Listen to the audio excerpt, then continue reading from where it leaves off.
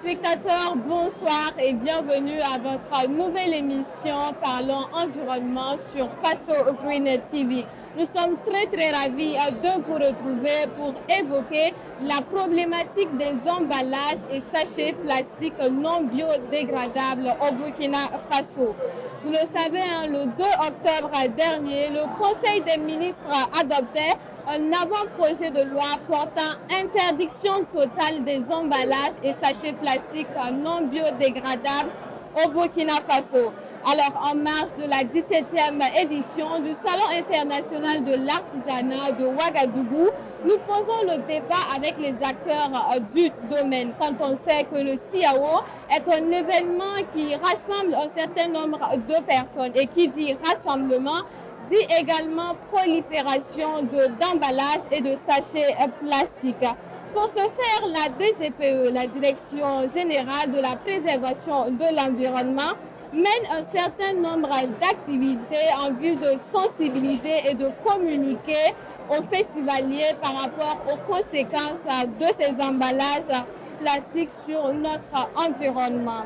Pour en parler, aujourd'hui, nous recevons deux invités, dont M. Ousmane Ouedraogo. Il est environnementaliste, il est également inspecteur de l'environnement à la DGPE, la Direction générale de la préservation de l'environnement. Bonsoir M. Ousmane et bienvenue sur le plateau. Merci Mme Goumar, c'est tout un plaisir d'être sur votre plateau ce soir pour discuter des questions de pollution plastique. Et également, nous recevons Azara Kaboré, chargée de communication et marketing à Eco Prestige, une unité de production des emballages réutilisables et recyclables. Alors, bonsoir et bienvenue sur le plateau de Faso Green TV. Alors, Monsieur Ousmane, d'entrée de jeu, est-ce que vous pouvez revenir sur les conséquences de ces sachets plastiques-là sur l'environnement? Ok, merci beaucoup Madame Bourma. Il faut noter que le plastique a d'énormes inconvénients sur l'environnement. De prime abord, lorsque les sachets sont jetés dans la rue, dans la nature, elles polluent le sol, elles polluent les cours d'eau, elles entravent la biodiversité.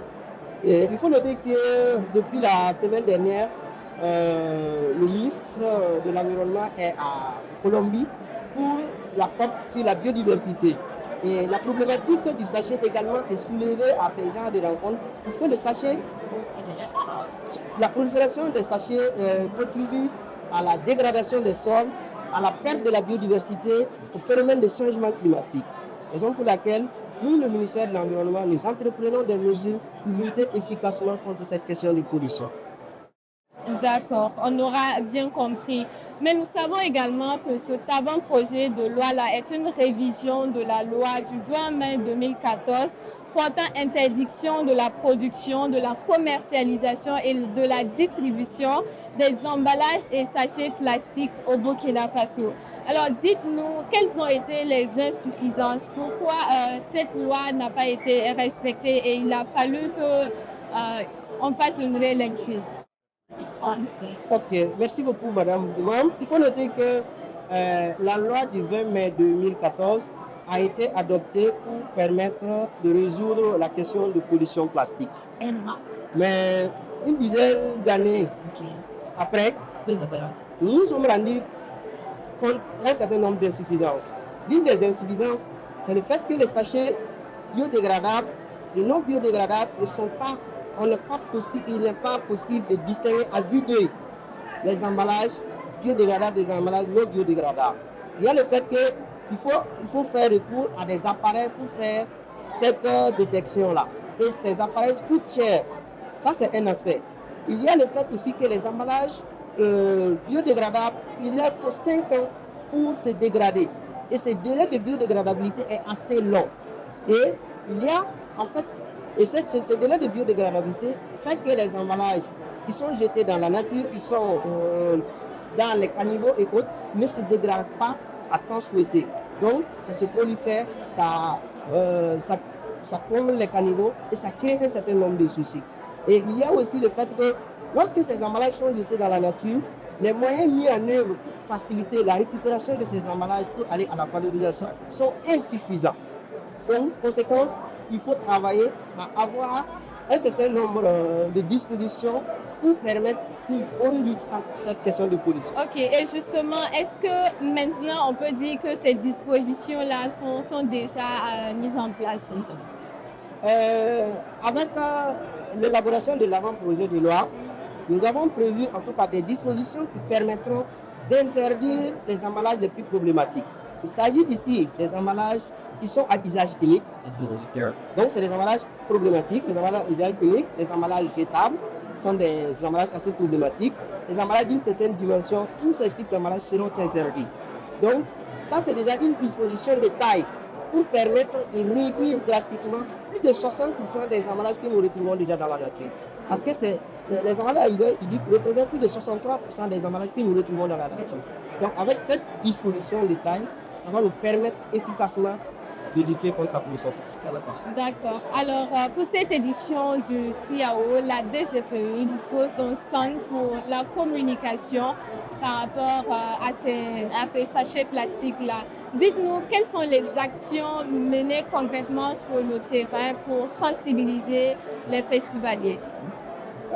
D'entrée de jeu, je dirais que cette 17e édition, nous avons travaillé avec le CIAO pour mettre d'abord à disposition des poubelles.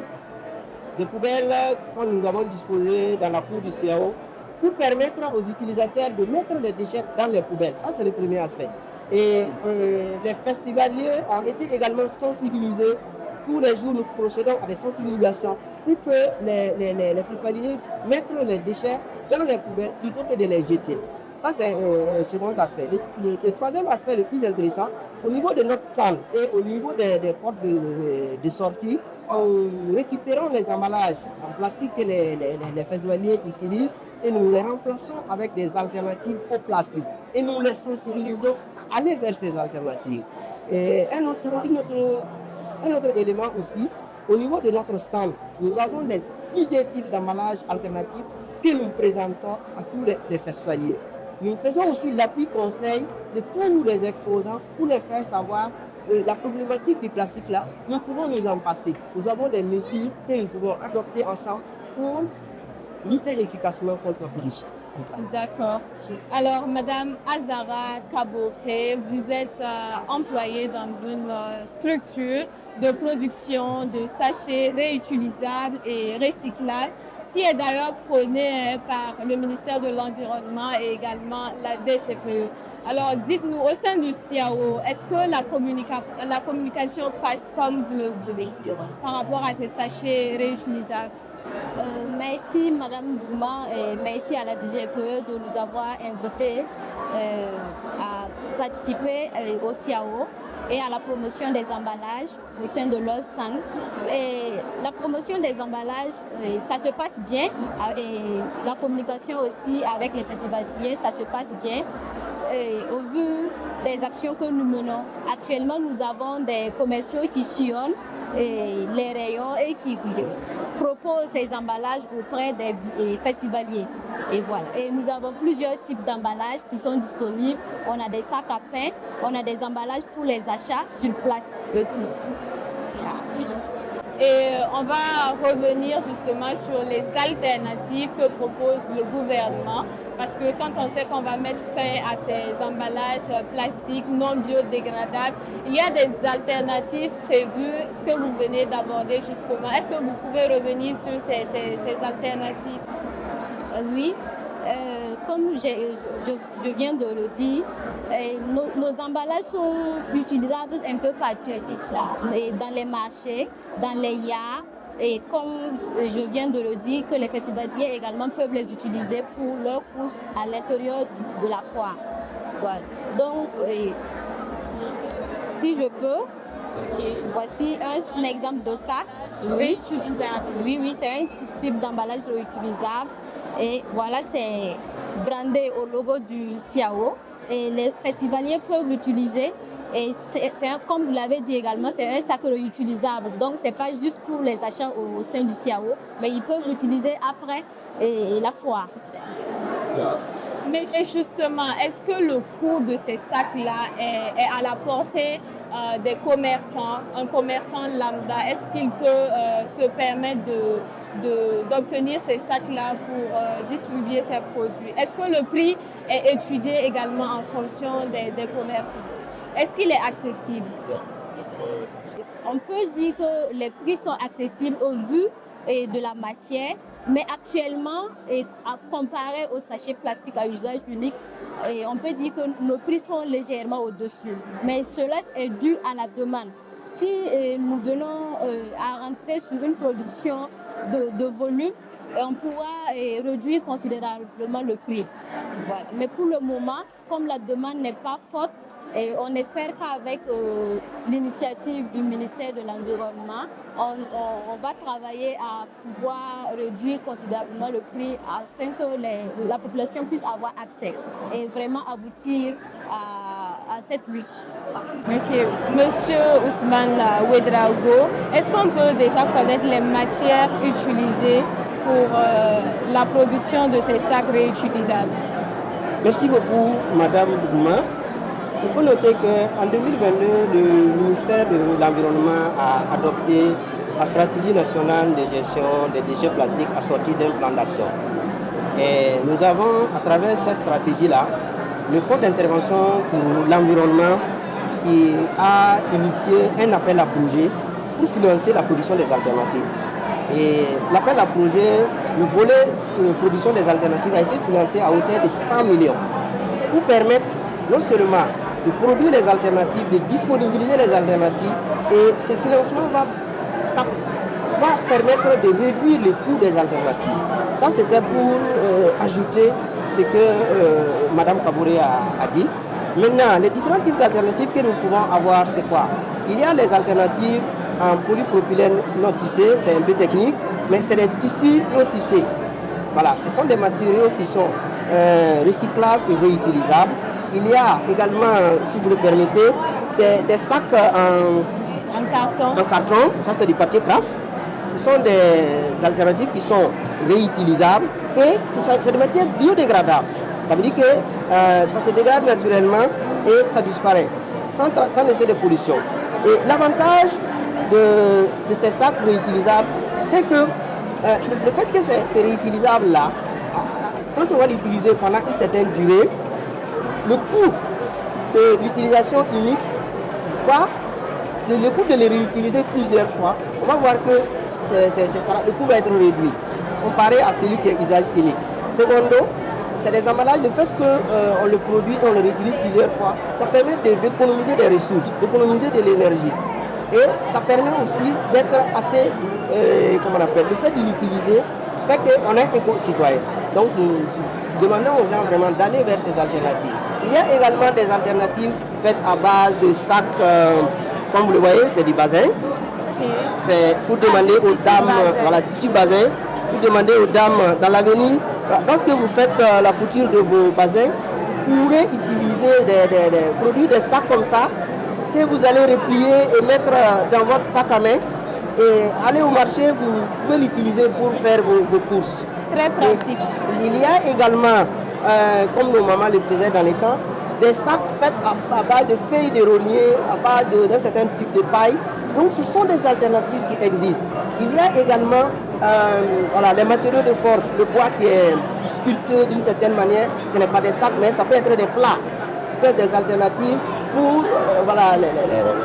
les plats en plastique.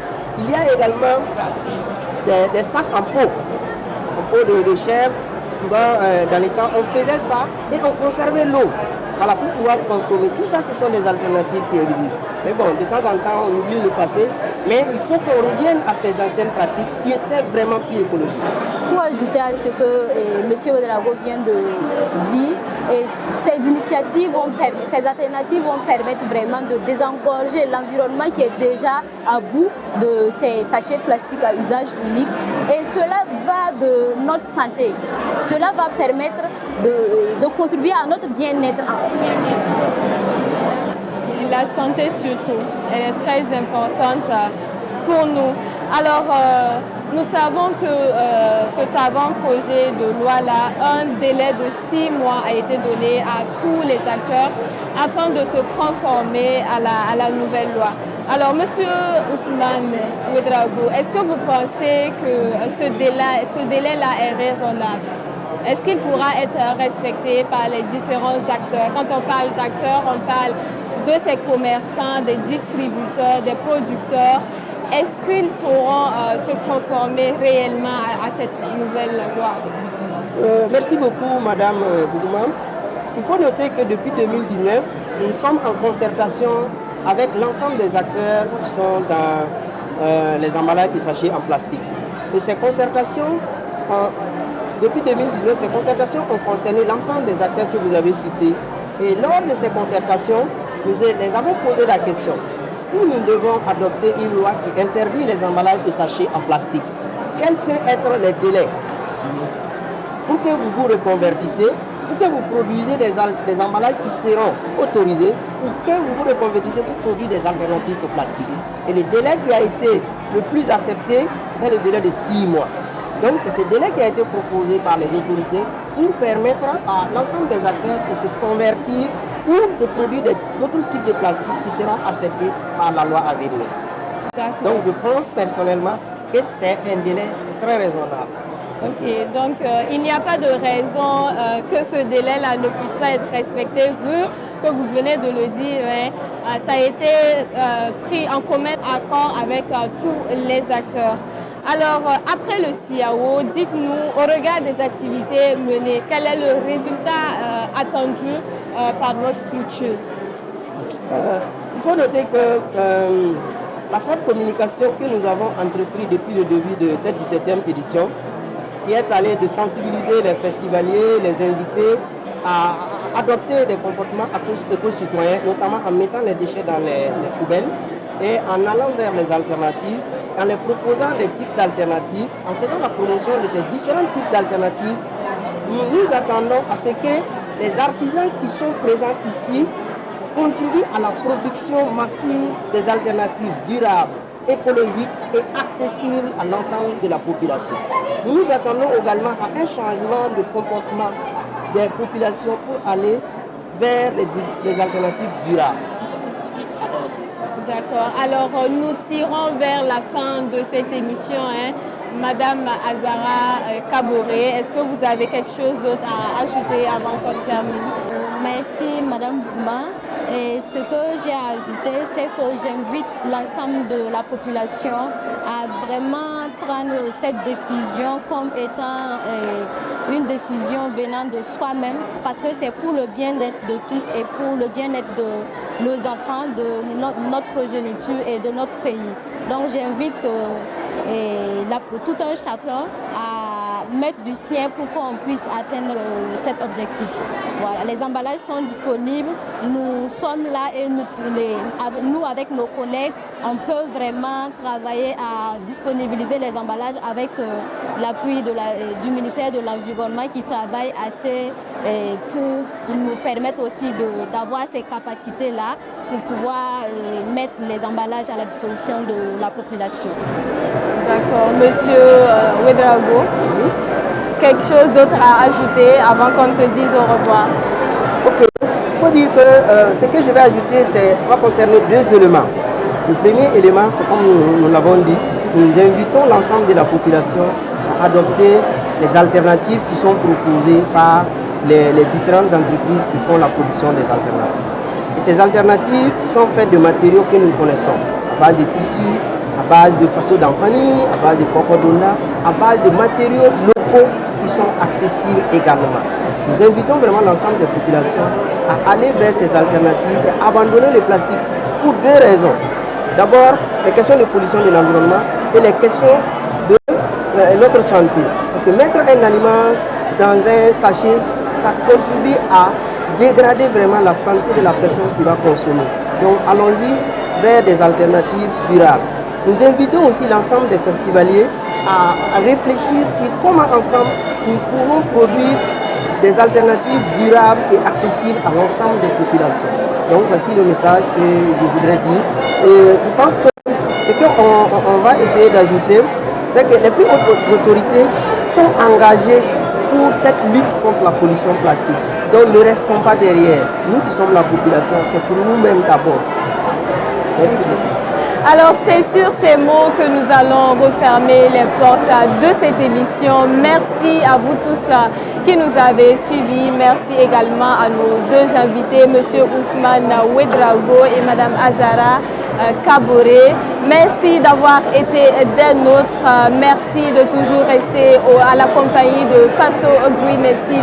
On se donne rendez-vous très prochainement pour une nouvelle émission. Au revoir et à bientôt. N'oubliez pas, l'information continue sur www.fasogreen.tv.net. Au revoir.